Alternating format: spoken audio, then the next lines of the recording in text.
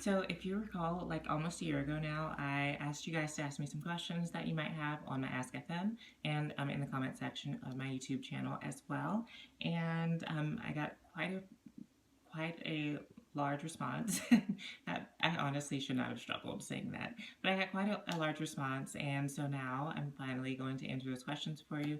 Sorry it took so long. I really have no excuse, but better late than never, right? If you see me looking over to the left, it's just because I'm reading the questions, and my computer is like gargantuan. I call it the dinosaur. It's literally bigger than I am. Anyway, the first question is, how do you feel when you look at pictures of your younger self compared to now? I generally have pretty good feelings about looking at pictures of myself younger. I had a great childhood, and college was great. College was great, like all 4 years, but I also enjoyed like the first 2 years when I was like just a guy and not transitioning. So I've had some awesome friends, some great fun. So I actually enjoy looking at old pictures of myself, and I think I was cute as a boy too. So there's that. What has been the most difficult part of being a transgender woman of color in the South? And how do you deal with negativity in your day-to-day life? I'd have to say the most difficult part of being a transgender woman of color in the South is dealing with the preconceived notions that a lot of people have about about women of color, about transgender women, and then like being a transgender woman of color altogether. Like there are separate identities, but they all culminate in the same person, if that makes any sense. Yeah, a lot of those preconceived notions aren't like great, but I just try to challenge those by being my most authentic self, and I think, that's not really hard. I won't even lie, just being yourself is not hard. Yeah, but I would say knowing that people have those preconceived notions would be like the most difficult part. But I haven't really faced like really too much adversity or anything like due to either of those things. Like, there have been like a few hiccups, but nothing like monumental so far, so I'm thankful for that. And as far as dealing with negativity in my day-to-day life, I just try to look on the bright side as much as I can. I mean, there are so many things to be thankful for, to have hope for, and to look forward to in the future, so I just try to hold on to those things and not let, nasty things that people have to say, like in my comment section, really bother me, because the fact of the matter is they don't matter. And, as long as you're being your best, most authentic self, you're golden. When did you realize you were a girl? So I think I had like my official like aha moment when I was like 19 or 20, and that's when I like made the decision to go ahead and transition. I don't think a lot of people say they like knew like when they were like kids or whatever. I don't think I knew. I think I was just completely oblivious. I lived a pretty like gender neutral life, I feel like, for the most part, up until like I got into college, and I think that's when I started having like some difficulty and realizing that maybe being a boy wasn't for me. So yeah, I'd say around 19 or 20. How old are you? I'm 22. Would you help a confused person at CFC if given the opportunity? CFC is the initials for the college I went to, the College of Charleston. I struggle to say that like every time, too many C's. But yeah, I would definitely help anyone struggling with, honestly, with anything.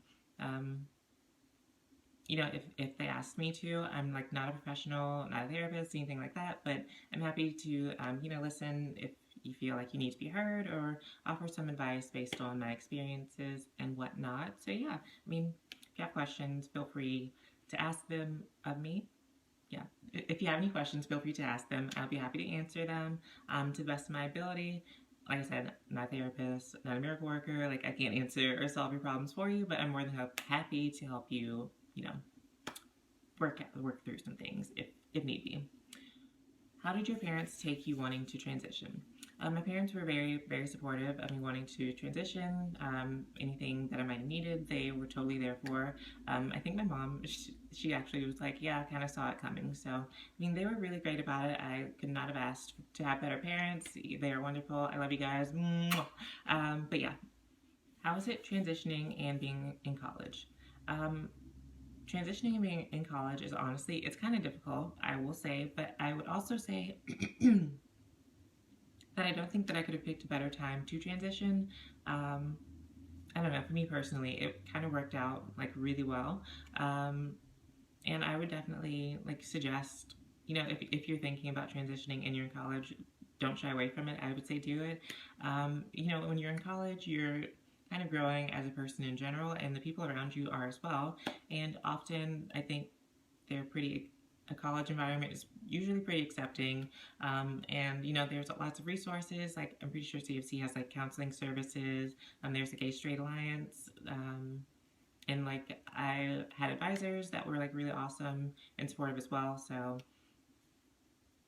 well, advisors and advisor and like professors that were, you know, supportive. So yeah, I mean, I say transition college. How did your friendship with cis how did your my gosh, how did your friendships with cis females change, and do they see you as equals now or their gay BFF?